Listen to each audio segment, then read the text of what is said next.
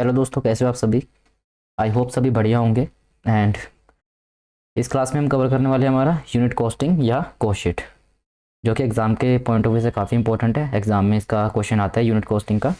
And अगर आप C M A inter के लिए देख रहे हैं या सी एम ए के फाइनल के लिए देख रहे हैं, तो उसमें थोड़े से क्वेश्चंस का लेवल में चेंजेस रहता है। बट अगर आप सी ए इंटर के पॉइंट ऑफ व्यू से देख रहे हैं, तो सी ए इंटर में ज़्यादातर क्वेश्चन देखे गए हैं कि इतने ज़्यादा वो कैलकुलेशन टाइप नहीं आते। बस आपको कोस्ट शीट का प्रॉपर फॉर्मेट पता होना चाहिए कि कौन सा आइटम कहाँ आता है, कौन सा ओवरहेड का पार्ट बनेगा, कौन सा डायरेक्ट कॉस्ट का पार्ट बनेगा। मीन्स आपको ये बाइफर्केशन करना आना चाहिए। लेकिन अगर आप सी एम ए के स्टूडेंट्स हैं, तो आपको तो कंप्लीट पता होना चाहिए कि अगर कोई वैल्यू नहीं मिल रही तो उसको कैसे फाइंड आउट करना है, किस तरीके से कैलकुलेशन होगी। But for knowledge purpose CA ए इंटर हो चाहे सी एम ए इंटर हो, आपको दोनों आना चाहिए। बट एग्जाम के पॉइंट ऑफ व्यू से सी ए इंटर में ज़्यादा एलोकेशन के क्वेश्चन आते हैं कि कॉस्ट को कैसे आप डिवाइड करेंगे कि ये वर्क्स ओवरहेड, ये एडमिनिस्ट्रेशन, ये सेलिंग है, या ये डायरेक्ट कॉस्ट है, प्राइम कॉस्ट है। सो ज़्यादातर क्वेश्चन उसके ऊपर आते हैं। तो चलिए हम सीधा डायरेक्ट हमारा जो मेन फोकस रहेगा क्वेश्चन बनाना, क्योंकि हमारे एग्जाम का भी हमारा इंपॉर्टेंस रहता है कि प्रैक्टिकल क्वेश्चंस का। तो हम प्रैक्टिकल क्वेश्चन पे फोकस करेंगे। थ्योरिकल जो थ्योरी पोर्शन है वो अपने स्टडी मैट से कवर कर सकते हैं। और वैसे भी जब हम अपना प्रैक्टिकल करते हैं तो थ्योरी अपने आप ऑटोमेटिक उसमें कवर हो जाती है। देखिए, और वैसे भी कोस्टिंग के पॉइंट ऑफ व्यू से प्रैक्टिकल ज़्यादा इंपॉर्टेंट है एज़ कम्पेयर टू थ्योरी। चलिए हम हमारा स्टार्ट करते हैं चैप्टर कॉस्ट शीट। काफ़ी सिंपल सा चैप्टर रहने वाला है। जस्ट आपको एक फॉर्मेट पता होना चाहिए कॉस्ट शीट का क्या है, और उसी के बेस पे आप एनालिसिस करके वैल्यूज़ वगैरह अगर कोई मिसिंग है तो आप उसको फाइंड आउट कर सकते हैं। देखिए, बस ये फॉर्मेट जो मैं बना रहा हूँ इसको दिमाग में रखिएगा। ये फॉर्मेट हमेशा इंपॉर्टेंट रहेगा, और इसी के बेस पे हम हमारे सारे क्वेश्चन सॉल्व करेंगे।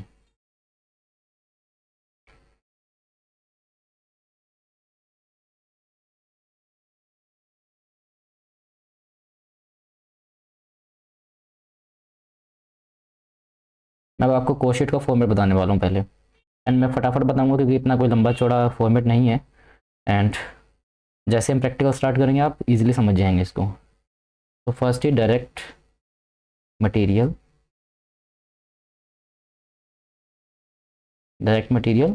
Consumed. And direct material consume कैसे निकलेगा? Opening stock of raw material plus purchases minus closing stock.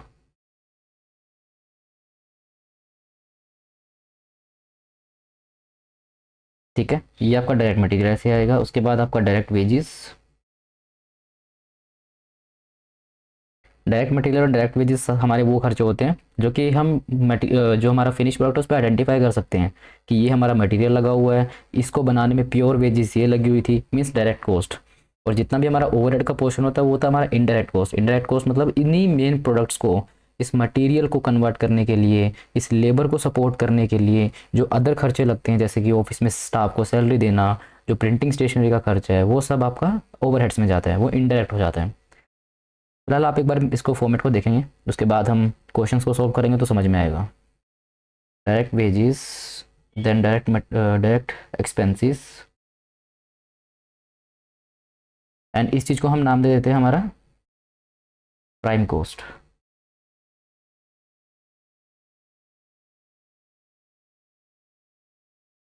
जितने भी हमारे डायरेक्ट एक्सपेंस होते हैं तो उन सबको हम बोलते हैं प्राइम कॉस्ट। नाउ अब इसमें हम ऐड करते हैं प्रोडक्शन ओवरहेड।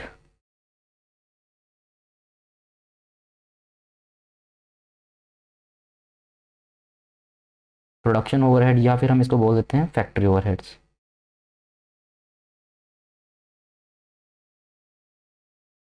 ये सारे वो खर्चे होते हैं जो हमारी फैक्ट्री में लगे, जैसे मशीन चल रही है तो मशीन का डेप्रिसिएशन।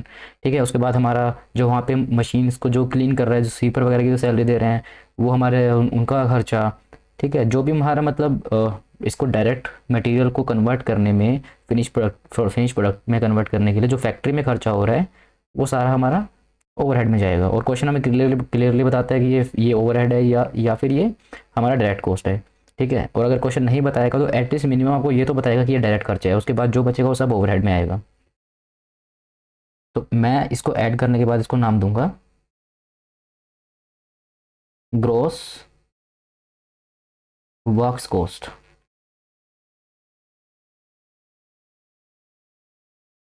तो प्राइम कॉस्ट के अंदर जब मैं ऐड कर दूंगा मेरा प्रोडक्शन क्या फैक्ट्री के ओवरहेड, तो उसे मैं बोल देता हूँ मेरा ग्रोस वर्क्स कॉस्ट। अब इसके अंदर मैं एडजस्टमेंट करूंगा किसकी, के अंदर मैं ऐड करूंगा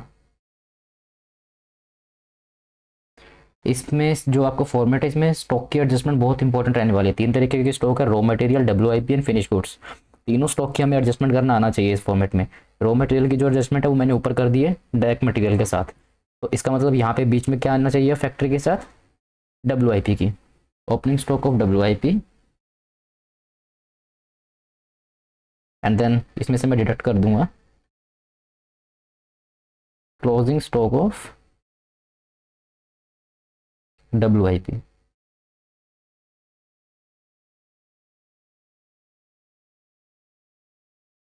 ओपनिंग स्टॉक मतलब जो पिछले साल बच गया था मेरा, तो इस साल उसको उसकी प्रोडक्शन कंप्लीट हुई होगी। और डब्ल्यूआईपी का मतलब क्या, वर्क इन प्रोग्रेस। तो पिछले साल जो बच गया था मेरा, तो इस साल मैंने उसको कंप्लीट किया होगा। तो ओपनिंग स्टॉक ऑफ डब्ल्यूआईपी में जो मेरा पिछले साल का खर्चा था वो मैं एक तरह से कैरी फॉरवर्ड कर रहा हूँ, और sorry note carry forward, brought forward कर रहा हूँ। एंड जो मेरा क्लोजिंग स्टॉक है डब्ल्यूआईपी का, उसे मैं कैरी फॉरवर्ड कर रहा हूँ नेक्स्ट ईयर के लिए, जब वो या फिर नेक्स्ट टाइम के लिए जब कंप्लीट होगा। आप सिंपल याद रखिए, ओपनिंग स्टॉक ऐड करना है, क्लोजिंग स्टॉक माइनस करना है। देन उसके बाद तो इसको मैं क्या नाम दूंगा, तो इसको मैं नेम दूंगा नेट वर्क्स कॉस्ट।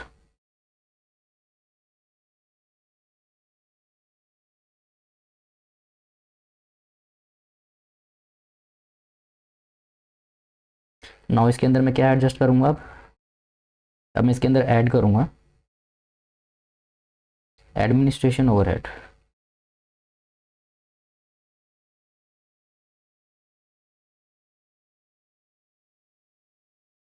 हमारे एडमिनिस्ट्रेशन ओवरहेड में क्या आते हैं, हमारे एडमिनिस्ट्रेशन ओवरहेड में आते हैं हमारे स्टाफ की सैलरी, या जो हमारे एडमिन के खर्चे हो रहे हैं, प्रिंटिंग स्टेशनरी जो आ रही है हमारी, ठीक है, जो ऑफिस स्टाफ का खर्चा हो रहा है।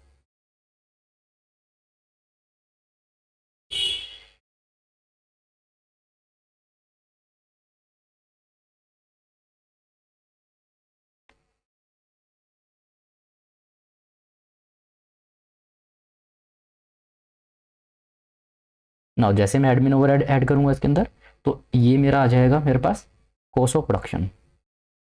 नाउ अब मैं इसके अंदर ऐड करूंगा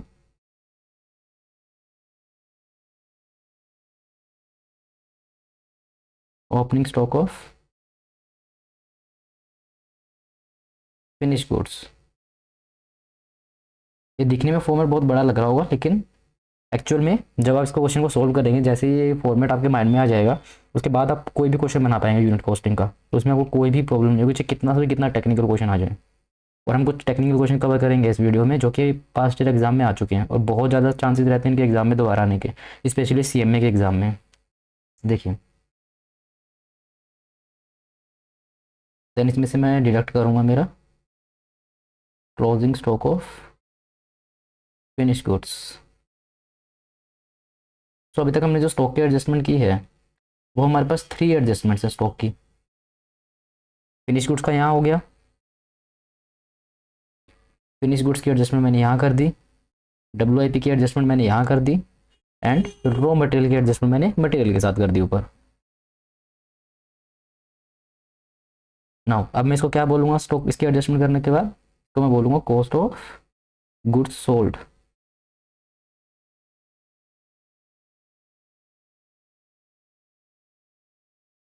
ठीक है, कॉस्ट ऑफ प्रोडक्शन के बाद जैसे मैं स्टॉक की एडजस्टमेंट कर दूंगा, तो ये आएगा मेरे पास कॉस्ट ऑफ गुड्स सोल्ड।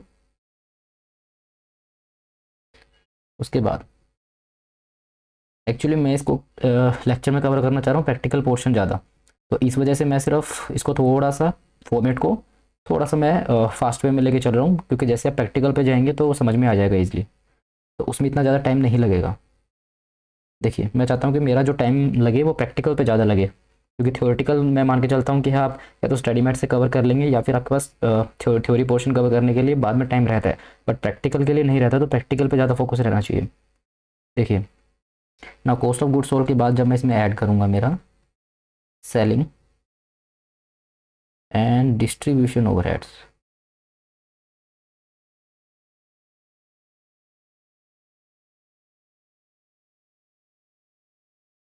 जब मैं मेरा इसमें selling and distribution overhead add कर दूंगा तो मेरे पास क्या आ जाएगा ये, तो ये मेरा आ जाएगा cost of sales.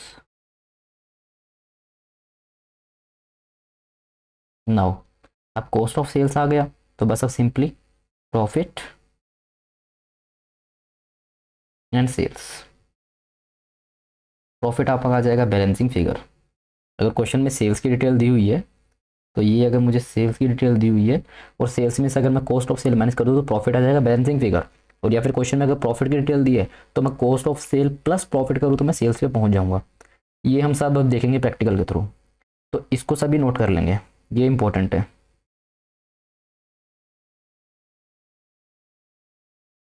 Prime cost थी, वर्क्स कॉस्ट थी, देन प्रोडक्शन की कॉस्ट, सेल्स की cost, sorry cost of goods sold, then sales की कॉस्ट। जरा इसे सभी एक बार नोट कर लेंगे, ये फॉर्मेट रहने वाला है। और जैसे ही आप इस ये फॉर्मेट आपके माइंड में सेट हो गया, क्वेश्चंस आप कर लेंगे इजीली। चाहे आपको कोई भी इसमें से मिसिंग वैल्यू फाइंड आउट करनी हो, जैसे जैसे आप जो वैल्यूज़ आपको क्वेश्चन में दी हुई है आप इसको पुट करेंगे इस फॉर्मेट में, आपको मिसिंग वैल्यूज़ मिल जाएंगी।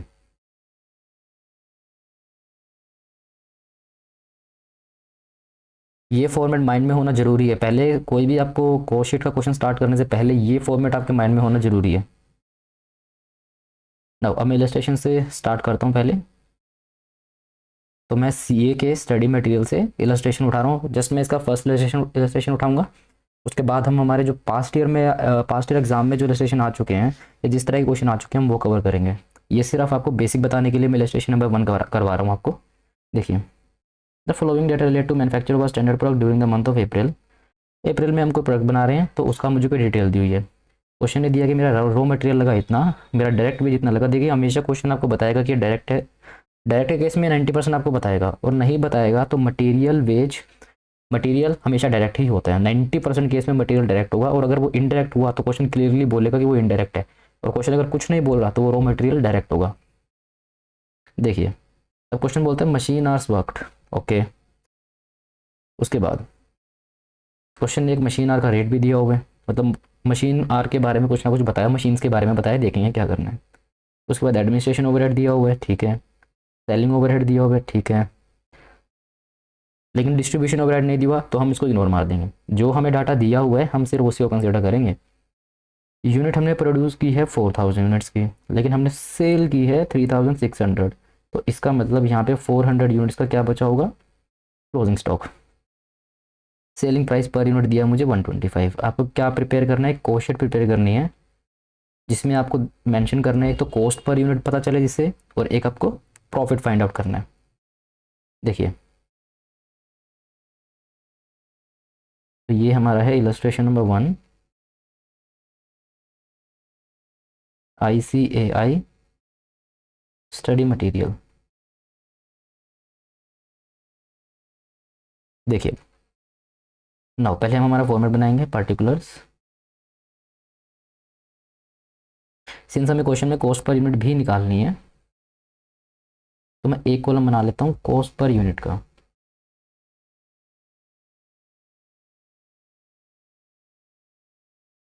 Now total cost. अगर कोई वीडियो पॉज करके बनाना चाहे तो क्वेश्चन को बना सकता है। जितना ज़्यादा सेल्फ प्रैक्टिस उतना ज़्यादा कॉन्फिडेंस। देखिए पहले हमारे पास क्या आता है, डायरेक्ट मटेरियल।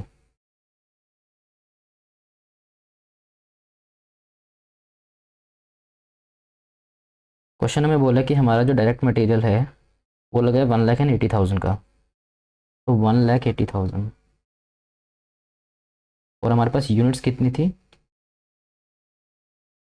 हमने यूनिट्स कितनी बनाई थी, क्योंकि हमारा खर्चा प्रोडक्शन पे लगता है। जितनी यूनिट्स हम बनाएंगे उतना खर्चा लगेगा, सेल कितनी हुई उससे मतलब नहीं है। तो 4,000 यूनिट्स हमारी बनी थी। तो अगर मैं 1,80,000 डिवाइड बाई 4,000 कर दूं तो मुझे पर यूनिट मटेरियल की कॉस्ट मिलेगी 45।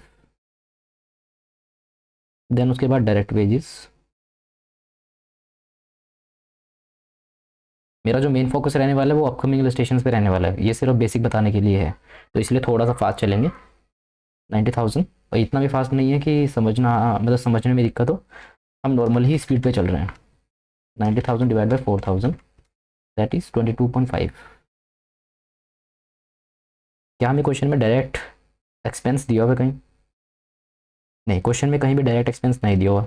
हमेशा याद रखिएगा मशीन आवर्स वर्क एंड ये जो ये मशीन आर रेट दिया होगा तो ये निकलेगा मशीन मशीन की रनिंग की कॉस्ट, और मशीन की रनिंग की कॉस्ट फैक्ट्री ओवरहेड में जाती है, क्योंकि मशीन तो आपकी फैक्ट्रीज में लगी होंगी ना, ठीक है, तो वो फैक्ट्री ओवरहेड में जाएंगी। डायरेक्ट एक्सपेंस होता ये तो क्लियरली क्वेश्चन लिख के देता डायरेक्ट एक्सपेंस, या फिर एक्सपेंस ब्रैकेट में लिखता डायरेक्ट। अगर कुछ ना बोले तो एक्सपेंस हमेशा इनडायरेक्ट मान के चलिए आप,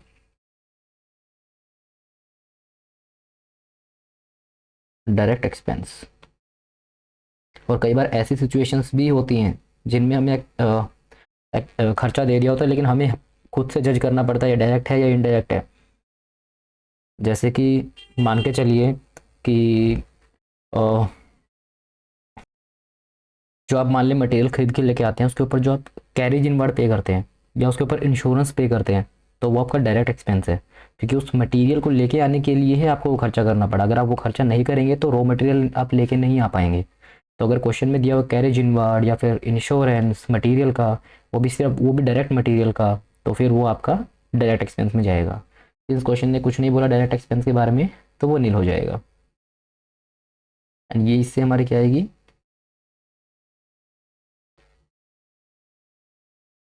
प्राइम कॉस्ट।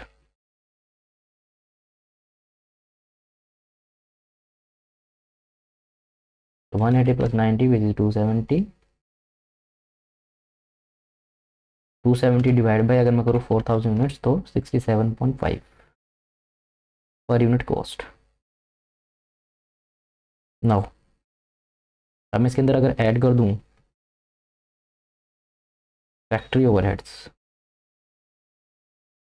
सिंस इस क्वेश्चन में हमारे पास कुछ भी ऐसा नहीं है जिसके अंदर स्टॉक की एडजस्टमेंट दी हुई, तो ये डायरेक्ट क्वेश्चन है। हम सिंपल पहले इसको फॉर्मेट में फॉर्मेट सीख लेते हैं कि कैसे बनता है, बस उसी की पॉइंट ऑफ व्यू से इलस्ट्रेशन दिया भी हुआ है। तो फैक्ट्री ओवरहेड में क्या दिया हुआ है कि हमारे मशीन आवर्स थे 10,000 आवर्स और पर आवर का रेट दिया हुआ है 8। तो फैक्ट्री ओवरहेड में आएगा हमारे पास 10,000 आवर्स इंटू 8 पर आवर,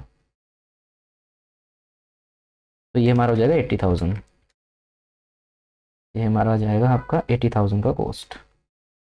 जब आप 80,000 को डिवाइड बाई 4,000 करेंगे तो पर यूनिट कॉस्ट आ जाएगी आपके 20। तो इससे हमारे पास क्या आ जाएगा, वर्क्स कॉस्ट।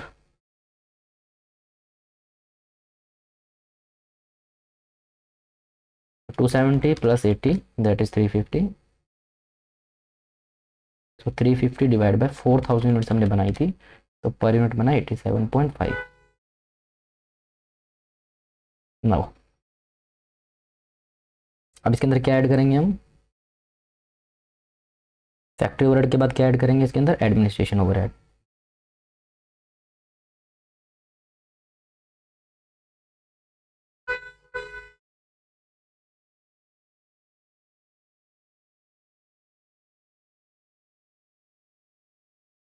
देखिए कि क्वेश्चन ने कुछ एडमिनिस्ट्रेशन ओवर की बात की है, देखिए कुछ खुद ही दिया हुआ है 35,000 का एडमिनिस्ट्रेशन ओवरहेड है।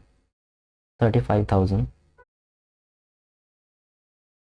35,000 डिवाइड 4,000 दैट इज 8.75। तो बताइए अब इससे मेरे पास क्या आ जाएगा, इससे मेरे पास आ जाएगा कॉस्ट ऑफ प्रोडक्शन।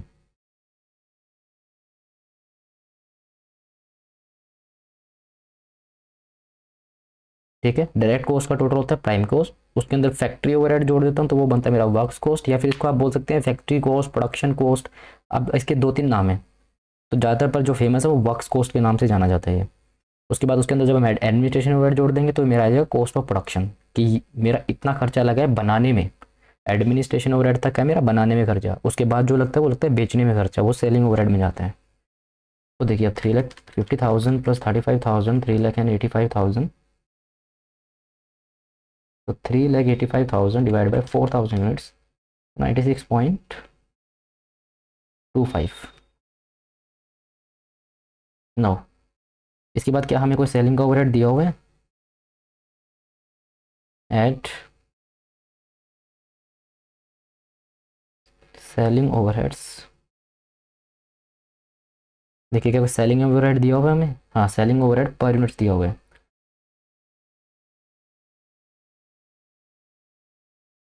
लेकिन हमारे पास एक चीज़ यहाँ पे और थी क्वेश्चन में, क्वेश्चन में हमारे पास एक चीज़ और थी।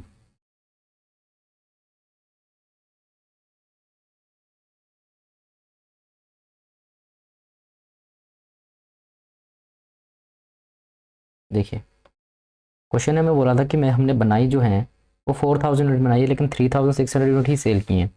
इसका क्या मतलब हुआ, 400 यूनिट्स हमारी स्टॉक में पड़ी हुई हैं, वो भी फिनिश्ड होने के बाद, बिकी नहीं है अभी, वो बेची नहीं है हमने।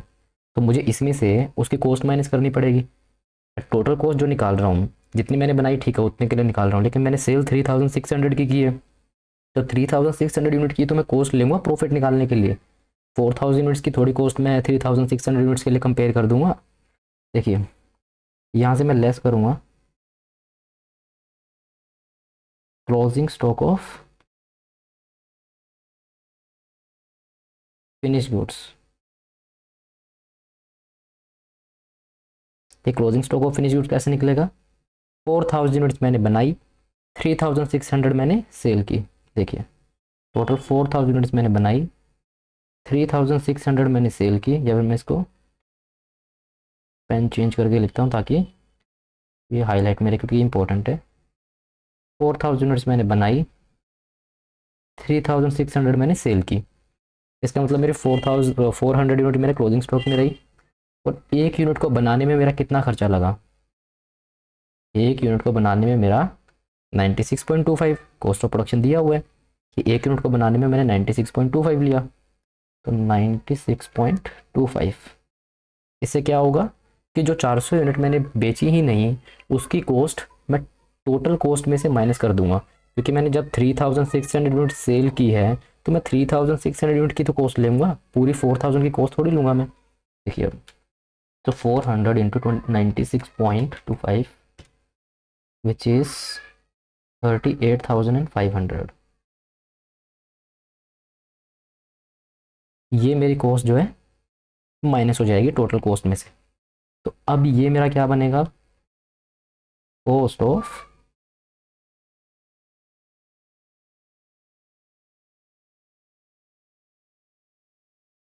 Goods sold. 3,85,000 माइनस करूँगा 38,500, तो 3,46,500। एंड अब मैं इसको डिवाइड कितने यूनिट से करूँगा, कितने यूनिट से करूँगा बताइए, 4000 से नहीं, क्योंकि अब मेरे 38,400 सॉरी 38,500 जो 400 यूनिट्स की जो कॉस्ट थी वो माइनस कर चुका हूँ। तो अब ये कॉस्ट कितने यूनिट्स के लिए, 3600 के लिए। और कॉस्ट मेरी ऑब्वियसली 96.25 पर यूनिट ही आनी थी, इतनी ही आएगी। Cost of goods sold at the rate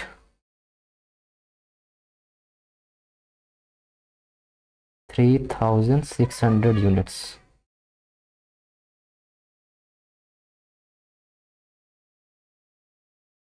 ठीक है, और ये कॉस्ट ऑफ प्रोडक्शन कितने की थी, 4000 यूनिट्स की। समझ में आ रहा है, 4000 की कॉस्ट ऑफ प्रोडक्शन थी, 400 मैंने माइनस कर दिया, ये मेरे 400 यूनिट्स मैंने यहाँ माइनस कर दिए, 400 यूनिट्स। सो 4000 यूनिट्स मैंने टोटल बनाए, 400 यूनिट्स मैंने कॉस्ट कम की, तो ultimately cost of goods sold 3600 units की आई है। ये जो मैंने लिखा हुआ cost of goods sold itself बता रहा है कि कॉस्ट ऑफ गुड्स सोल्ड, जो मैंने गुड्स सोल्ड की उसकी, जो मैंने गुड्स सोल्ड की उसकी कॉस्ट। नाउ अब इसके बाद मैं इसमें क्या ऐड करूँगा, at selling and distribution overheads.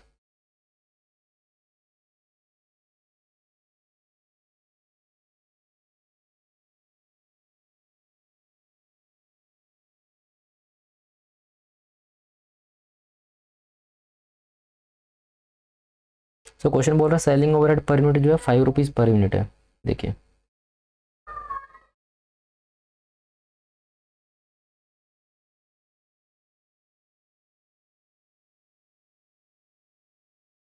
अब मेरे को ये बताइए मैं कितने यूनिट से मल्टीप्लाई करूँ इसको, क्या मैं 4000 यूनिट से मल्टीप्लाई करूँ क्या मैं 400 यूनिट से मल्टीप्लाई करूं या 3600 यूनिट से मैं इसको मल्टीप्लाई करूं? बताइए।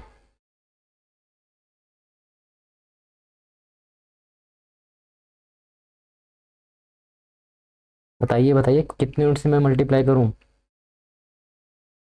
एक बात बताओ मुझे, सेलिंग एंड डिस्ट्रीब्यूशन ओवरहेड किस पे लगता है? प्रोडक्शन पे लगता है या सेल्स पे लगता है? आप जितना सामान बेचेंगे उसी पे तो बेचने का खर्चा लगेगा ना। तो सेलिंग एंड डिस्ट्रीब्यूशन ओवरहेड लगता है नंबर ऑफ यूनिट सोल्ड। तो मैंने बनाई 4000 यूनिट्स थी ऑब्वियसली, लेकिन मैंने उसमें से बेची कितनी? 3600। तो मैं इसको मल्टीप्लाई करूंगा 3600 यूनिट से।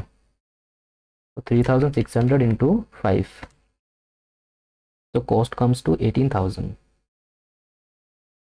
एंड पर यूनिट निकालना है तो 18000 divide by 3600, that is 5 rupees पर यूनिट।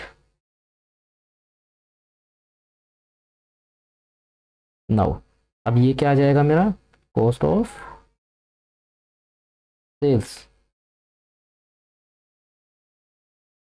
3,46,500 प्लस 18,000, ये मेरा आएगा 3,64,500 एंड डिवाइड बाय 3600 यूनिट्स पे।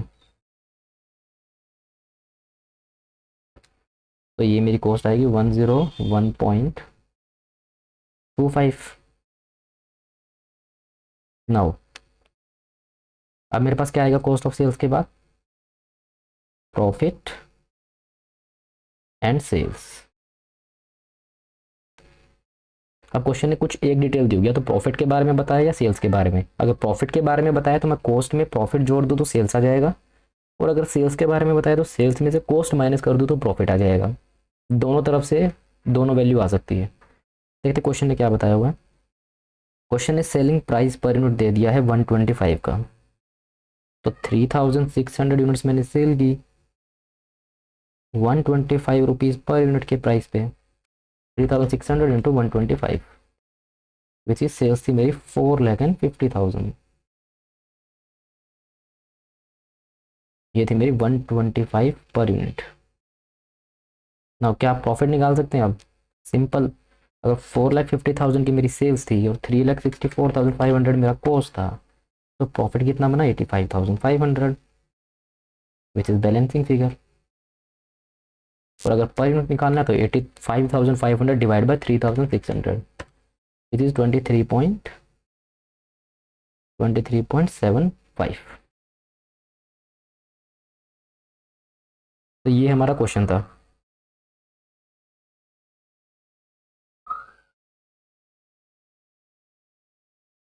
आप इसे नोट डाउन कर सकते हैं। अब एक इंपॉर्टेंट चीज़, जरा स्टडी मैट के आंसर को देखिए। स्टडी मैट का आंसर और हमारा आंसर मैच नहीं हो रहा है। स्टडी मैट का प्रॉफिट आ रहा है 82,000 और हमारा जो प्रॉफिट आ रहा है वो आ रहा है 85,500। इस वजह से ये डिफरेंस है। ये डिफरेंस है क्लोजिंग स्टॉक और फिनिश स्टॉक की वैल्यूएशन की वजह से। देखिए मैं दिखाता हूँ आपको। 82,000 का प्रॉफिट हमारा है एंड सॉरी बुक का है, और 85,500 प्रॉफिट। 3,500 हमारा ज़्यादा आ रहा है। 3,500 हमारा प्रॉफिट ज़्यादा है। एंड और हमारी स्टॉक की क्या वैल्यू है? हमारा क्लोजिंग स्टॉक की वैल्यू है 38,500 एंड यहाँ क्लोजिंग स्टॉक की कितनी वैल्यू है? 35। तो 35,000 माइनस 38,500, तो ये कितना डिफरेंस आ रहा है? यहाँ आ रहा है 3500 का, और वही सेम हमारा प्रॉफिट में आ रहा है। तो इसका मतलब स्टॉक की वैल्यूएशन की वजह से जो स्टडी मैट का प्रॉफिट है और वो हमारा जो प्रॉफिट है, दोनों में डिफरेंस आ रहा है। अब मैं आपको बताता हूँ कि स्टडी मैट में क्या किया हुआ है। स्टडी मैट ने कॉस्ट ऑफ प्रोडक्शन को पहले ले लिया एंड एडमिनिस्ट्रेशन ओवरहेड को बाद में लिया। लेकिन मैं इससे बिल्कुल भी जो है इस चीज़ को एक्सेप्ट नहीं करता। मैं ये मान के चलता हूँ कि जो आपका एडमिनिस्ट्रेशन ओवरहेड है, मतलब जो एडमिनिस्ट्रेशन ओवरहेड जो आप यूजुअली सभी ऑथर्स की बुक में देखेंगे, वो हमेशा आपका कॉस्ट ऑफ प्रोडक्शन का पार्ट बनेगा। तो ये administration overhead cost of production का पार्ट बनना चाहिए था and cost of goods sold. लेकिन जो एडमिनिस्ट्रेशन ओवरहेड है वो आपका हमेशा कॉस्ट ऑफ प्रोडक्शन का पार्ट बनेगा। एंड आपका जो सेलिंग ओवरहेड है वो आपका आता है कॉस्ट ऑफ गुड्स सोल्ड के बाद, कॉस्ट ऑफ सेल का पार्ट। तो सीधी सी बात है, जो हमने आंसर निकाला है, जो ये 85,500 का प्रॉफिट के साथ जो आंसर निकाला ये करेक्ट है, इसमें कोई दो राय नहीं है कि करेक्ट नहीं है। और ये जो स्टडी मैट ने निकाला हुआ है मैं इससे बिल्कुल भी सहमत नहीं हूँ कि ये आंसर बिल्कुल सही है, क्योंकि आप कभी भी एडमिनिस्ट्रेशन ओवरहेड को जो है स्किप नहीं कर सकते कॉस्ट ऑफ प्रोडक्शन में ऐड किए बिना। सो जो हमारा डिफरेंस आ रहा है वो स्टॉक की वैल्यूएशन की वजह से आ रहा है। अगर मान लीजिए ये एडमिनिस्ट्रेशन ओवरहेड ऊपर कॉस्ट ऑफ प्रोडक्शन का पार्ट बनता तो इसके स्टॉक की वैल्यूएशन और हमारे स्टॉक की वैल्यूएशन की जो वैल्यू वो मैच करती। आप कोई भी स्टडी मैट उठा के देखिए, आप इवन सीएमए का स्टडी मटेरियल उठा के देखिएगा, या फिर आप किसी दूसरी ऑथर की बुक उठा के देखिएगा, हमेशा आपका एडमिनिस्ट्रेशन ओवरहेड आपका कॉस्ट ऑफ प्रोडक्शन का पार्ट बनता है। ये बड़ा रेयर सिचुएशन देखी मैंने फर्स्ट टाइम कि इसमें कॉस्ट ऑफ प्रोडक्शन का पार्ट नहीं बनाया हुआ। तो मैंने जो आंसर सोल्व किया मेरे अकॉर्डिंग मैंने बिल्कुल सही सोल्व किया है, उसमें कुछ भी ऐसा दिक्कत नहीं है। देखिए,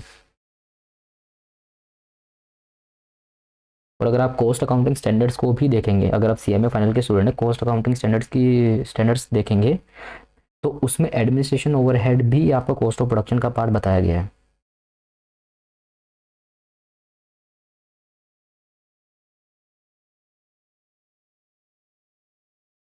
चलिए अब हम आएंगे हमारे बहुत ज़्यादा इंपॉर्टेंट इलस्ट्रेशन पे जो कि पास्ट ईयर के एग्जाम में आ चुके हैं। हम पहले उनको कवर करेंगे एंड रेस्ट फिर उसके बाद देखते हैं कौन से इलस्ट्रेशन में सबसे ज़्यादा इंपॉर्टेंट है स्टडी मैट में, फिर हम वो कवर करेंगे। बट पहले जो एग्ज़ाम में आ चुके हैं या जो एग्ज़ाम में आने के पूरे पूरे चांस हैं तो उसको हम कवर करेंगे। प्रॉपर लॉजिक बेस्ड क्वेश्चन रहने वाले हैं, बहुत ही ज़्यादा उसमें थोड़ा सा कैलकुलेशन का पार्ट रहने वाला है एंड बहुत इंपॉर्टेंट है, वेरी इंपॉर्टेंट क्वेश्चन।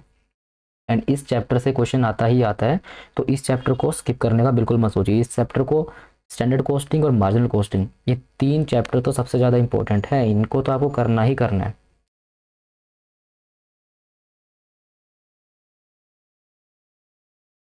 अगर किसी को भी ये लगता है कि स्टडी मैट का जो आंसर है जो अभी ये निकाला हुआ है वो सही है, तो जरा मेरे को सॉरी, तो आप कमेंट में उसका रीज़न लिख के बताइएगा कि क्यों सही है, ठीक है? क्योंकि मुझे लगता है कि ये जो सोल्यूशन है ये गलत है, और जो हमने किया हुआ है, जो हमने एडमिट, देखिए मैं कुछ वो नहीं बोलना चाह रहा किसी को कि मैं ही सही बता रहा हूँ या मैंने ही सही किया है। मतलब जो जनरली मैंने देखा है, जितनी ऑथर्स की मैंने बुक देखी हैं, जितनी मैंने कॉस्टिंग की बुक्स देखी हैं, मतलब मैं 10 से ज़्यादा कॉस्टिंग की बुक, 10 से ज़्यादा ऑथर्स की बुक को देख चुका हूँ अच्छे से, तो सब में ही administration overhead cost of production का पार्ट बनाया हुआ है।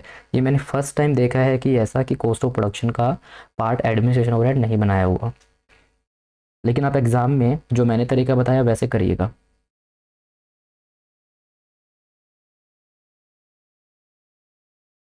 नाउ कुछ इंपॉर्टेंट इलस्ट्रेशंस, पहले हम इलस्ट्रेशन नंबर 9 देखते हैं। ये मैंने इस इलस्ट्रेशन उठाए हुए हैं हमारी कॉस्ट अकाउंटिंग की बुक जो कि है एसपी जैन एंड के एल नारंग की। देखिए, अगर मैं आपको अगर सजेशन दूं कि अगर आपको कॉस्टिंग के लिए, मतलब कोई अगर बुक देख रहे हैं कॉस्टिंग की बुक आपको चाहिए प्रैक्टिस करने के लिए, तो मैं आपको बोलूँगा सबसे जो बेस्ट बुक है अभी तक की, जिसमें मेरे ख्याल से जितने भी कॉम्प्लिकेटेड क्वेश्चंस हो सकते हैं, जितने भी आ चुके हैं एग्ज़ाम में, जितने आने की संभावना रहती है, या जितने भी लॉजिक बेस्ड क्वेश्चन हैं जो अच्छी खासी प्रैक्टिस करा सकते हैं आपकी, वो एसपी जैन एंड के एल नारंग की बुक में ही मिल सकते हैं आपको। मुझे ऐसा लगता है, क्योंकि मैंने बहुत ज़्यादा ऑथर्स की बुक ट्राई की हैं, उनमें आपको क्वेश्चन मिलेंगे बट एक या दो ही मिलेंगे, कुछ वो भी गिने चुने क्वेश्चन मिलेंगे, कंप्लीट आपको प्रैक्टिस के लिए कंप्लीट क्वेश्चंस नहीं मिलेंगे। लेकिन ये ऐसी बुक है जिसमें आपको एन नंबर ऑफ क्वेश्चंस मिलेंगे और इतने अच्छे लेवल के क्वेश्चन मिलेंगे जो कि मतलब कितने भी पीछे के क्वेश्चन आए हुए हैं एग्जाम में वो सब इसमें मिलेंगे, और जो रिपीट हो रहे हैं कंटिन्यूसली वो भी सारे क्वेश्चन इसमें मिलेंगे। सो मैंने ये भी इसमें नोट किया कि जो भी सीएमए के एग्ज़ाम्स में क्वेश्चन आते हैं, सीएमए के एग्ज़ाम्स में लो, सीए के एग्ज़ाम्स में लो, इस बुक में वो सारे क्वेश्चन ऑलमोस्ट मुझे मिल गए हैं। तो ऐसा नहीं है कि सिर्फ इसमें प्रैक्टिस के लिए जो क्वेश्चन दिए होंगे वो एग्ज़ाम में नहीं आ रहे, वो सारे क्वेश्चन मुझे जहाँ तक लगता है, मैंने जितना देखा एग्ज़ाम में क्वेश्चंस आ रहे हैं इस बुक में से। तो मेरी सबसे जो पर्सनल फेवरेट बुक है कॉस्टिंग की वो एसपी जैन एंड के एल नारंग, ये दो जो ऑथर्स हैं इन सर की सबसे फेवरेट बुक है, सबसे अच्छी बुक अभी तक के लिए कॉस्टिंग की। तो ये उसी बुक में से मैंने इलस्ट्रेशन नंबर 9 उठाया, जो सबसे ज़्यादा इंपॉर्टेंट इलस्ट्रेशन है मैंने वो उठाए हैं अभी के लिए। देखिए मेरे साथ क्वेश्चन रीड करेंगे। ये सी एम ए इंटर 1996 में आ चुका है, और 1996 के बाद पता नहीं कितनी बार रिपीट हुआ है, बहुत बार आ चुका है। तो सी एम ए के लिए तो बहुत ज़्यादा इंपॉर्टेंट है। प्लस सी ए में चांसेस हैं कि क्या पता आ जाए, क्योंकि सी ए में मैंने तो ऐसा क्वेश्चन ज़्यादा देखा नहीं है अभी तक, देखिए। और अगर आए भी होंगे तो मैंने पास्ट का ज़्यादा इतने पेपर अभी सी ए के मैंने देखे, लेकिन सी एम ए के मैंने पास्ट के देखे तो उसमें तो आ चुके हैं ये। देखिए अब क्वेश्चन देखते हैं। A complete company presently sells an equipment for ₹35,000। एक कंपनी जो है अभी एक इक्विपमेंट को सेल कर रही है 35,000 पे। Increase in prices of labour and material cost are anticipated to the extent of 15% and 10% respectively in the coming year. मतलब मैं एक इक्विपमेंट को सेल कर रहा हूँ 35,000 पे। मैं अंदाज़ा लगा रहा हूँ कि लेबर अगले साल 15% बढ़ जाएगा, and material cost next year 10% से इंक्रीज हो जाएगा। ओके ठीक है। Material cost represent 40% of cost of sale. जितनी मेरी टोटल कॉस्ट ऑफ सेल आती है उसका 40% मेरी मटेरियल की कॉस्ट आती है। कौन सा material? Direct material. And labour cost is 30% of cost of sale. Okay, labour 30% है। रिमेनिंग जो है वो है ओवरहेड्स। रिमेनिंग कितने? रिमेनिंग 30%, क्योंकि 40% आपका ये, एक जस्ट 40% ये एंड 30% ये, तो रिमेनिंग कितना बचा? 30%। तो 30% रिमेनिंग ओवरहेड की cost. If the existing selling price is retain, अगर हम मान के चलो 35,000 का ही सेलिंग प्राइस रखते हैं, despite the increase in labour and material prices, labour और मटेरियल के प्राइस बढ़ते हैं तो बढ़ने दो, लेकिन हम हमारा मान के चलो अगर प्राइस 35,000 पे ही रखते हैं, the company would face a 20% decrease in the existing amount of profit on the equipment. अगर हम प्राइस को चेंज ना करें, क्योंकि देखो मेरी लेबर की कॉस्ट 15% से और मटेरियल की कॉस्ट 10% से नेक्स्ट ईयर बढ़ने वाली है। अब अगर मैं मान के चलूँ, मैं कहता हूँ कि नहीं, मैं अपने यूनिट का प्राइस 35,000 ही रख रहा हूँ, मैं उसको 35,000 को प्राइस को बढ़ा नहीं सकता, सेलिंग प्राइस को। कॉस्ट बढ़ती है तो बढ़ने दो, लेकिन मैं अपना सेल प्राइस नहीं बढ़ाऊंगा। तो बोलता है कि क्वेश्चन कि अगर मैंने ऐसा किया तो मेरा प्रॉफिट नेक्स्ट ईयर 20% से कम हो जाएगा। You are required to arrive at a selling price so as to give the same percentage of profit on increased cost of sale as above. Prepare a statement of profit and loss per unit showing the new selling price and cost per unit in support of your answer. Okay आपको एक selling price find out करना है जो कि आपको same percentage of profit देगा जो last year था। ठीक है, तो ये थोड़ा सा आपका टेक्निकल क्वेश्चन है, इसमें क्या कैलकुलेशन ज़्यादा रहने वाली है। तो पहले तो हमें कॉस्ट निकालनी पड़ेगी, क्योंकि हमें कॉस्ट के बारे में कुछ नहीं पता। हमें बस कुछ 3 या 4 इन्फॉर्मेशन दिए कि मेरा सेलिंग प्राइस 35,000 है, नेक्स्ट ईयर मेरा लेबर 15% बढ़ेगा, मटेरियल 10% बढ़ेगा। ठीक है, उसके बाद बोलता है कि अगर मैं सेलिंग प्राइस को सेम रखूँ 35,000 पे तो मेरा प्रॉफिट 20% से डिक्रीज हो जाएगा। अब अगर कोई इसको ट्राई करना चाहे तो कर सकता है, और ये क्वेश्चन आपको जितने भी मोस्टली ऑथर्स की बुक है उनमें ये क्वेश्चन मिल जाएगा, और ये रिपीटेड क्वेश्चन है, ये एग्जाम में कभी भी देखने को मिल जाएगा।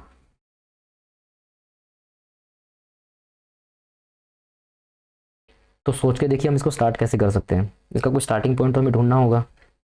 तो प्रॉफिट निकालने से पहले मुझे कॉस्ट का निकालना पड़ेगा, क्योंकि प्रॉफिट निकालने का कोई रास्ता ही नहीं है मेरे पास अभी।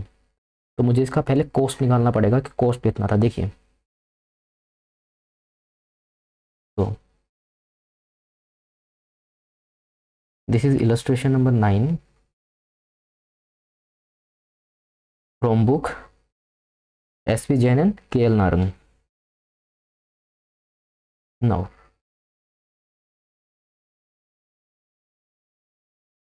मुझे निकालना है यहाँ पे कैलकुलेशन ऑफ कॉस्ट। अब इसको कैसे निकाल सकते हैं, तो मैं इसमें क्या करता हूँ, देखिए मैं बोलता हूँ element of cost.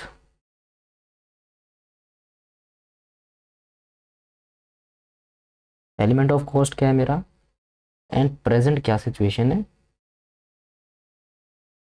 And revised situation क्या है। Revised cost. क्वेश्चन है मेरे को तीन तरह के क्वेश्चन ने हमको तीन तरह की कॉस्ट दी हुई है। क्वेश्चन बोलता है हमारा एक तो मटेरियल कॉस्ट है, एक हमारा लेबर कॉस्ट है, और एक हमारे ओवरहेड्स हैं। क्वेश्चन बोलता है कि 40% हमारा मटेरियल का कॉस्ट है। तो हमारे पास थ्री टाइप्स के मटेरियल हैं। बोलता हूँ मेरे पास में और थ्री टाइप्स के मेरे कॉस्ट हैं। एक तो मेरी मटेरियल की कॉस्ट, एक मेरी लेबर की कॉस्ट, एंड एक मेरी ओवरहेड्स की कॉस्ट। अभी क्या कॉस्ट लग रही है पहले ये देखिए।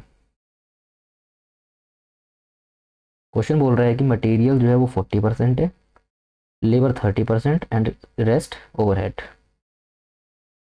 सो मटेरियल मेरा लग रहा है अभी 40%। तो अगर मान के चलो 1 रुपया मेरी कॉस्ट अभी, मेरी 1 रुपीज़ की कॉस्ट है, तो 1 रुपीज़ में से 40 पैसा मेरा लग रहा है लेबर पे, 30 पैसा मेरा लग रहा है, सॉरी 40 पैसा लग रहा है मटेरियल पे, कंफर्म कर दें। हाँ 40% मेरा मटेरियल पे एंड 30% मेरा लेबर पे।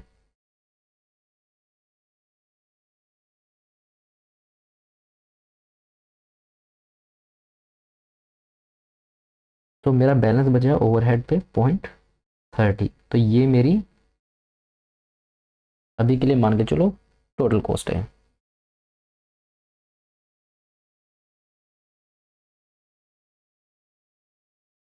तो ये टोटल कॉस्ट को मैं क्या बोलूँगा,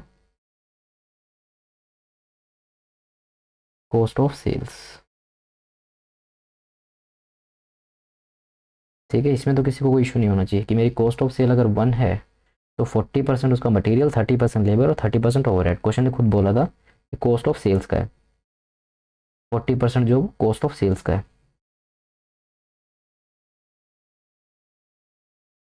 नाउ रिवाइज कॉस्ट क्या होने वाली है। क्वेश्चन बोला था कि मेरी जो मटेरियल की कॉस्ट है, increase in price of labour and material. Labour होगा 15% से, मटेरियल होगा 10% से। तो अगर मेरा पहले 0.40 था, तो 0.40 प्लस 10% कर दूँ इसमें, तो ये बनेगा 0.44। एंड लेबर कितना था, लेबर 15% था, लेबर था 15%। तो 0.30 प्लस 15%, तो 0.345। एंड ओवरहेड के बारे में कुछ नहीं बोला था, तो ओवरहेड हमारा सेम रहेगा 0.30। तो कितना बना अभी 0.44 प्लस 0.345 प्लस 0.30, तो 1.085।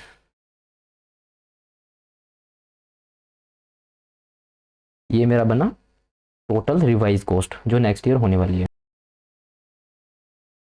नाउ अगर मैं मेरी अब मान के चलो ये मेरी कॉस्ट होने वाली है, अब मुझे टोटल कॉस्ट नहीं पता। अब मान के चलो मैं कहता हूँ कि कॉस्ट ऑफ सेल्स जो मेरी है अभी,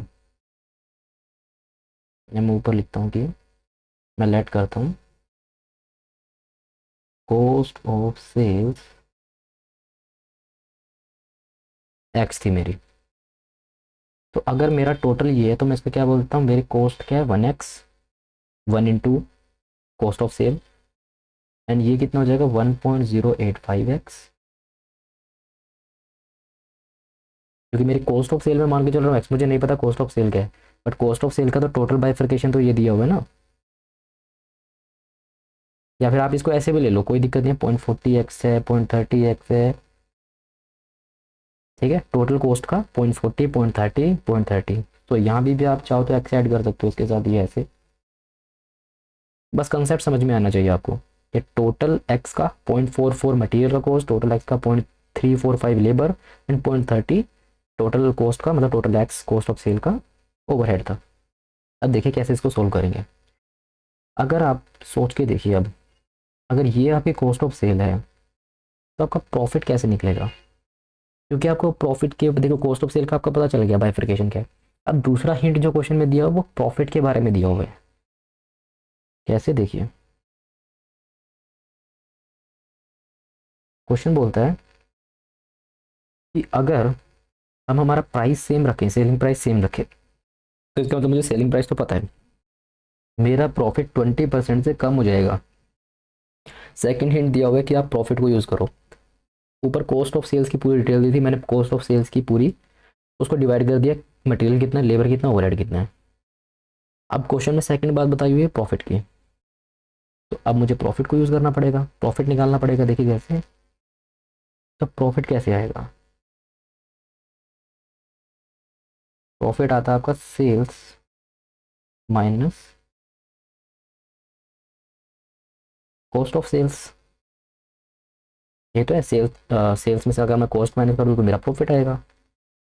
अब अगर मैं प्रेजेंट सिचुएशन की बात करूँ, अगर मैं अभी इसके लिए बात करूँ, इसके लिए, तो मेरी टोटल सेल्स 35,000 की थी, क्वेश्चन ने दिया हुआ था मेरा टोटल सेल्स 35,000, तो मेरी सेल 35,000 की थी, और उसमें से ये मैं कॉस्ट माइनस कर दूं तो मेरा प्रॉफिट आ जाएगा।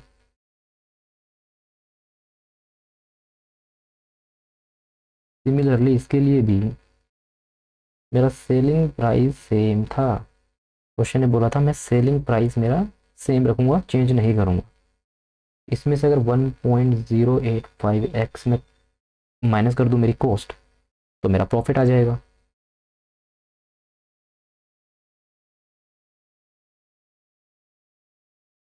अब बिल्कुल सिंपल देखो आप, ये मेरा ये मेरा अभी का प्रॉफिट, ये मेरा रिवाइज प्रॉफिट। क्वेश्चन बोलता है कि प्रॉफिट इन दोनों का डिफरेंस 20% कम हो जाएगा। मतलब अगर मैं प्रेजेंट का प्रॉफिट और बाद का प्रॉफिट देखूं, तो इन दोनों में 20% का डिफरेंस है, मतलब मेरा प्रॉफिट 20% से कम हो जाएगा।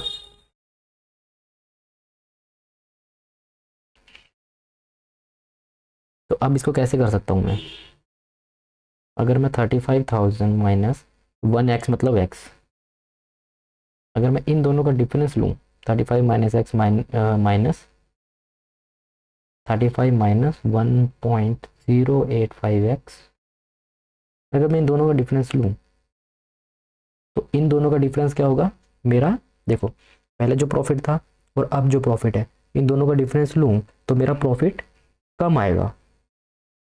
क्वेश्चन ने खुद बोला था मेरा प्रॉफिट 20% से कम हो जाएगा। 20% किसके कम हो जाएगा, जो पहले प्रॉफिट था, जो मेरा पहले प्रॉफिट था उसका 20% प्रॉफिट अब कम आएगा। तो मतलब 20% ऑफ दिस, क्योंकि पहले प्रॉफिट तो यही था ना मेरा, इसका 20% गिर जाएगा। तो इसका 20% ऑफ 35,000 माइनस एक्स। नाउ अब हम इसे सोल्व कर लेंगे।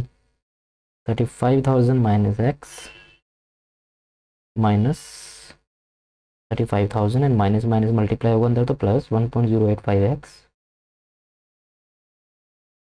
इज इक्वल टू 20% ऑफ 35,000, इनका 20% आएगा आपका 7,000 माइनस 0.20x। नाउ अब 35,000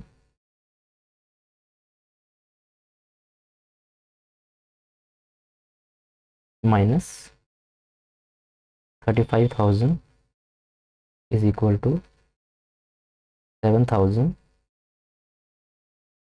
वॉट इज इक्वल टू, अभी 7,000 हमारा इधर आ जाएगा, तो ये 7,000 हो जाएगा माइनस का, इज इक्वल टू, मैं सारी एक्स की वैल्यू एक तरफ लेके जा रहा हूँ अब, 0.20x, अब ये सिंस ये एक्स माइनस में था, इधर आके प्लस एक्स, एंड ये प्लस 1 पॉइंट था तो माइनस हो जाएगा, माइनस 1.085x। ना अब क्या आएगा, 35,000 minus 35,000 zero minus 7,000 is equal to minus 0.20 minus 1, X के साथ कुछ नहीं तो 1, 1 माइनस 1.085, ये आएगा माइनस,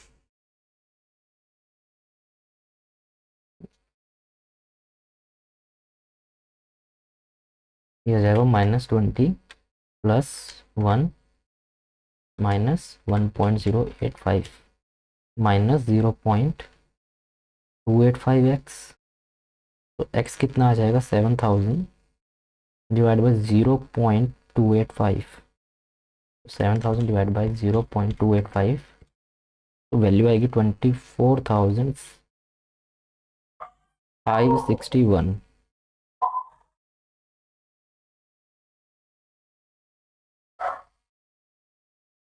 तो ये मेरे पास क्या आया, ये आया मेरे पास कॉस्ट ऑफ सेल्स की value.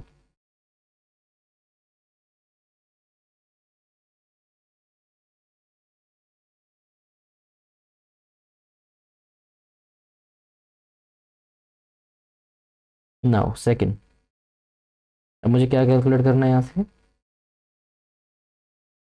Calculation of,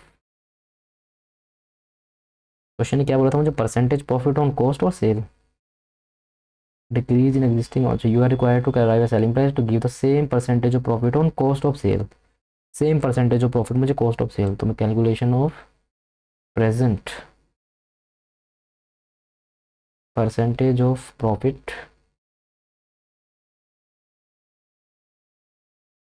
on cost of sales.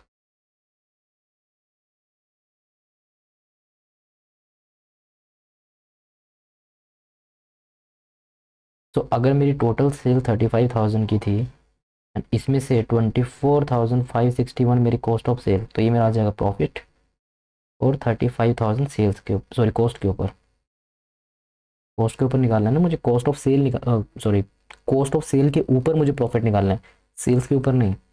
तो 24,561 का कितना परसेंटेज, तो 35,000 minus 24,561 divide by 24,561 into 100, that is 42.50 percentage. मुझे कॉस्ट ऑफ सेल्स के ऊपर निकालना था प्रॉफिट, सेल्स के ऊपर नहीं, अगर सेल्स के ऊपर होता तो मैं डिवाइड बाई 24,561 ना करके 35,000 करता। नाउ नेक्स्ट, जस्ट अब आपको बनानी है स्टेटमेंट ऑफ सेल्स। अब आपकी एक और शीट बन जाएगी बिल्कुल simple, particulars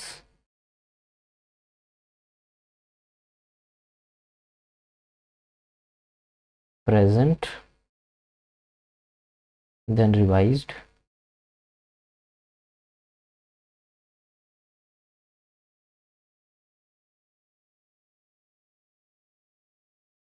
no first cost कौन सी आएगी हमारी, मटेरियल,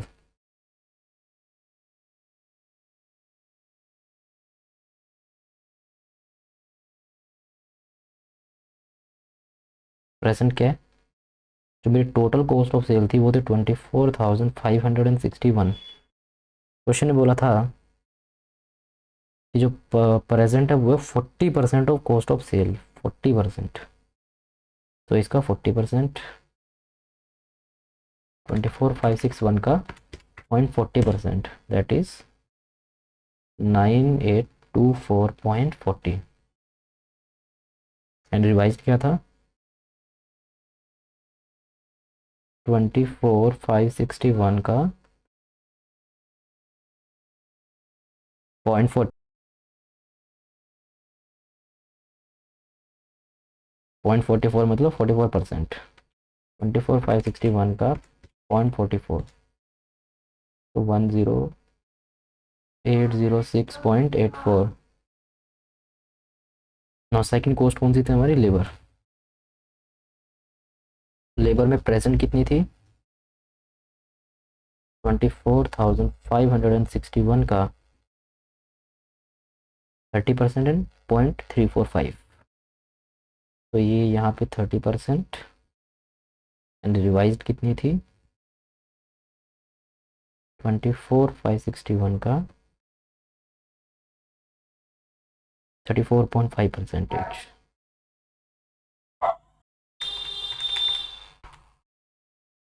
तो ये आएगा 7,368.30 एंड ये आएगा 24,561 का 34.5%, दैट इज 8,473.55। नाउ ये मेरी आ जाएगी प्राइम कॉस्ट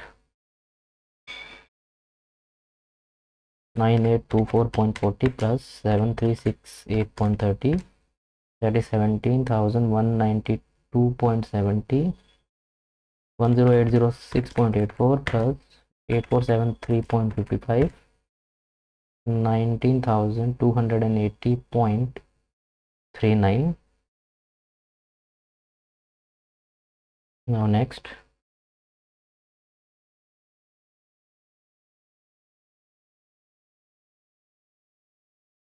नेक्स्ट हमें कौन सी कॉस्ट दी हुई थी, ओवरहेड्स ऐड करेंगे। ओवरहेड्स क्वेश्चन नहीं बताया फैक्ट्री है सॉरी फैक्ट्री है या एडमिनिस्ट्रेशन या सेलिंग है, तो हम बस ओवरहेड्स लिख देते हैं सिंपल।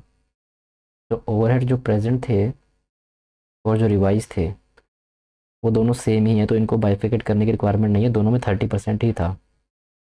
तो 24,561 का 30%, क्योंकि ये देखिए यहाँ भी 30%, यहाँ भी 30%। 24,561 का 30%, दैट इज 7,368.30 एंड 7,368.30। तो ये मेरी आ जाएगी यहाँ cost of sales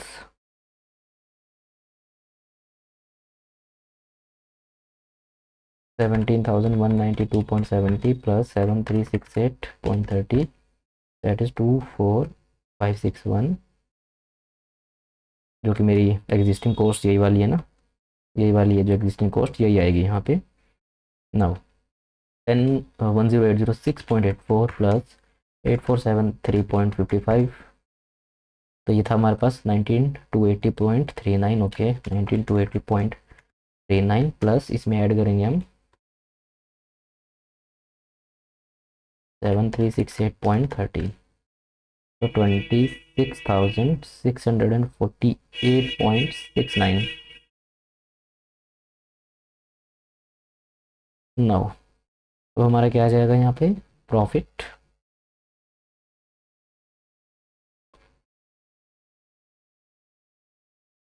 and then sales.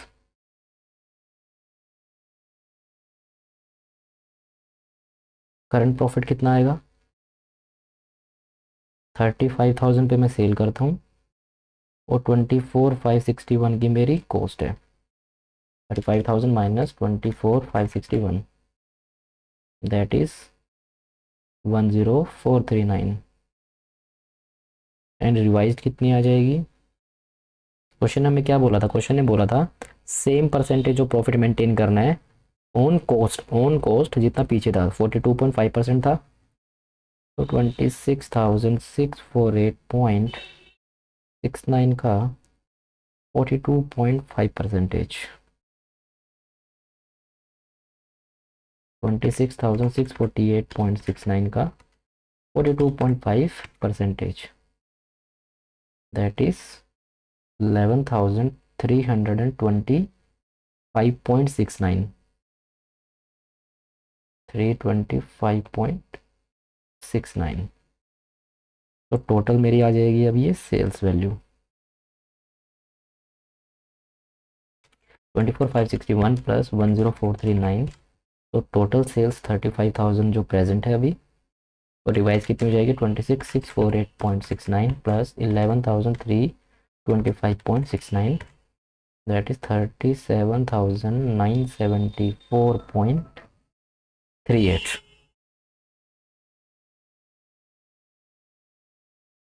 तो ये हमारी आ जाएगी रिवाइज सेल। ये हमारा क्वेश्चन होता है यहाँ पे ओवर। काफ़ी इंपॉर्टेंट क्वेश्चन था एंड एग्जाम में आने के पूरे पूरे चांसेस रहते हैं इसके। देखिए अब दोबारा से देखते हैं हमने किया क्या। सॉरी, कॉस्ट ऑफ सेल्स को हमने जूम किया X, total cost of sale अगर एक्स है तो मैंने उसको बाइफरकेट कर दिया कि मटेरियल प्रेजेंट 0.40 है, 30 है, सॉरी 0.30 है। रिवाइज में मैंने क्या किया कि अब कॉस्ट कितनी चेंज होगी, रिवाइज कॉस्ट क्या होगी मैंने वो ले ली। प्रॉफिट क्या होता है, सेल्स माइनस कॉस्ट, तो यहाँ का प्रॉफिट ये है और यहाँ का प्रॉफिट ये है, ये प्रेजेंट और ये रिवाइज। इन दोनों प्रॉफिट्स का जो डिफरेंस आएगा वो मेरा जो प्रेजेंट प्रॉफिट है उसका 20% कम हो जाएगा। मतलब मेरा जो प्रेजेंट प्रॉफिट है, इन दोनों का डिफरेंस प्रेजेंट प्रॉफिट के 20% के बराबर है, आप ऐसे कह सकते हैं। क्योंकि क्वेश्चन ने क्या बोला था, जो अभी प्रॉफिट है उसका 20% प्रॉफिट कम हो जाएगा अगर मैं मेरा प्राइस उसको कॉस्ट को बढ़ाता हूँ तो अगर डिफरेंस मेरा 20% है और ये मेरे को दिया हुआ है दोनों कि एक तरफ का प्रॉफिट ये रहा, एक तरफ का प्रॉफिट ये रहा, तो अगर मैं इन दोनों का डिफरेंस निकालूंगा तो जो मेरा प्रेजेंट प्रॉफिट है उसके 20% के बराबर आएगा, क्योंकि 20% ही तो प्रॉफिट कम होगा ना। तो मैंने ये अपनी इक्वेशन बना लिया ऐसे कि इसका ये माइनस ये माइनस ये, तो इन दोनों का डिफरेंस कितना आना चाहिए, 20% ऑफ इसका जो अभी मेरा प्रेजेंट प्रॉफिट है। इसको मैंने सोल्व किया तो मेरी टोटल कॉस्ट ऑफ सेल्स आ गई। अब मैंने इस कॉस्ट ऑफ सेल को इस रेशो में बांट दिया जो ये मेरा दिया हुआ है यहाँ पे रिवाइज और प्रेजेंट। तो ये मेरी कॉस्ट ऑफ सेल्स यहाँ तक ऐसे आ गई। देन उसके बाद मैंने जो प्रॉफिट निकाला वो है 42.5% आपका किसके ऊपर, कॉस्ट ऑफ सेल्स के ऊपर। और अगर यही क्वेश्चन बोलता आपका कि आपको प्रॉफिट वही मेंटेन करना है ऑन सेलिंग प्राइस, तो मैं यहाँ पे 24,561 ना लेके यहाँ पे नीचे मैं यहाँ पे लेता फिर 35,000 जो कि मेरी होती सेल्स वैल्यू, और फिर मेरा सोल्यूशन भी बदल जाता। फिर मेरी ये वैल्यू जो निकलती यहाँ पे ये फिर 42.5% कॉस्ट के ऊपर नहीं निकलती, फिर मुझे इसका दूसरा सोल्यूशन निकालना पड़ता। कैसे निकलता वो, अब अगर मान के चलो क्वेश्चन बोलता कि ये प्रॉफिट निकालना है सेल्स के ऊपर, अभी तो कॉस्ट के ऊपर निकाला है 42.5, अगर मैं सेल्स के ऊपर निकालता तो कितना निकलता, देखिए 35,000। मैं आपको दूसरी सिचुएशन भी करके दिखाता हूँ। इसमें अगर क्वेश्चन बोलता इस सेल्स के ऊपर निकालिए तो 35,000 माइनस 24,561 ये मेरा प्रॉफिट निकला, और मेरी सेल्स कितनी होती 35% इंटू 100, तो 35,000 माइनस 24,561 डिवाइड बाई 35,000 इंटू 100, तो मेरा जो हुआ था परसेंटेज ऑफ प्रॉफिट कौन सेल हुआ था 29.8257%। मेरा इतना प्रॉफिट आता सेल्स के ऊपर। तो अब अगर मेरे को ये वाला वैल्यू निकालना होता प्रॉफिट वाला, सॉरी सेल्स, ये सेल्स वाला, मेरा आंसर बदलता कैसे, 26,648.69 ये मेरी टोटल कॉस्ट ऑफ सेल है। अब मेरे को एक बात बताओ, अगर मेरी कॉस्ट ऑफ सेल्स, मेरा प्रॉफिट जो है वो है 29.8257 ऑन सेल्स, मतलब इसके ऊपर जो इस वैल्यू इसके ऊपर 29.8257% इसके ऊपर। तो अगर मेरी सेल्स एक्स है, सेल्स अगर एक्स है तो मेरा प्रॉफिट कितना है 29.825% ऑफ एक्स, और सिमिलरली मेरी कॉस्ट कितनी होगी फिर ये वाली, ये होगी मेरी 100 माइनस 29.8257, तो मेरी जो कॉस्ट होती है वो होती है फिर 70.1743x। समझ रहे हैं ना, अगर मेरी टोटल सेल एक्स है, एक्स के ऊपर 29.825% प्रॉफिट है, तो मतलब टोटल सेल्स में से 29.825% प्रॉफिट, तो रेस्ट बचा हुआ कॉस्ट। तो फिर कैसे निकालता है इसको, तो मैं इसको करता 26,648.89 डिवाइड बाय 70.1743%, क्योंकि मेरी कॉस्ट मेरी सेल्स का 70% है, तो अगर मैं डिवाइड बाई 70% कर दूँ तो मेरे को 100% मिल जाएगा। 100% मतलब मेरे को सेल्स मिल जाएगी। 26,648.69 डिवाइड बाई 70.1743%, तो मेरी जो टोटल सेल्स आती है वो आती है 37,975 रुपीज़, मेरी इतनी सेल्स आती। फिर मेरी प्रॉफिट की वैल्यू बदलती, तो अगर मैं 37,975 में से माइनस करूँ 37,975 माइनस 26,648.69, तो मेरी जो प्रॉफिट आता है रिवाइज प्रॉफिट ये वाला, ये मेरा आ जाता है फिर 11,326.31, फिर मेरा इतना प्रॉफिट आता है।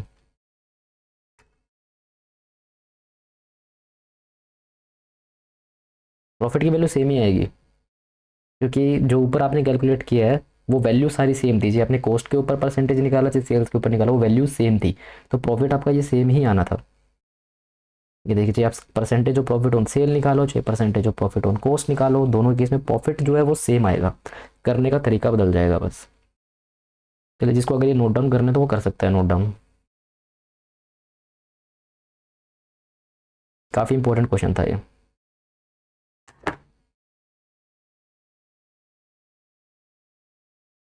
देखिए इलस्ट्रेशन नंबर 3।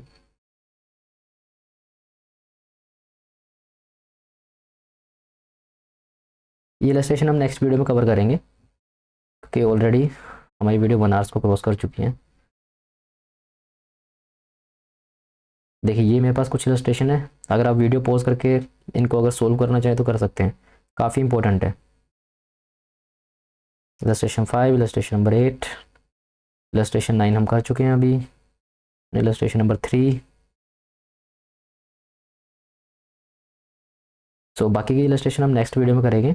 एंड इलस्ट्रेशन 9 तक हम इलस्ट्रेशन 9 हम इसमें कवर कर चुके हैं। एंड टिल देन आप कोशिश करिए कि बाकी जो इलस्ट्रेशन है उनको भी आप सोल्व करने की कोशिश कीजिए। जो आपके स्टडी मैट में क्वेश्चन दिए हुए हैं उनको आप प्रैक्टिस कीजिए। एंड इतना कोई टेक्निकलिटी भी नहीं है कि आप इसमें कोई इशू आएगा, मतलब ठीक है कॉस्टिंग एक है, थोड़ा सा टेक्निकल चैप्टर है, टेक्निकल थोड़ा टॉपिक है, लेकिन इतना भी नहीं है। अगर आप प्रैक्टिस करेंगे तो आपको काफ़ी अच्छे से समझ में आएगा और काफ़ी इंटरेस्टिंग सब्जेक्ट है कॉस्टिंग। चलिए फिर मिलते हैं आपसे नेक्स्ट वीडियो में नेक्स्ट इलस्ट्रेशंस के साथ। टिल देन प्रैक्टिस करते रहिए एंड बी हैप्पी।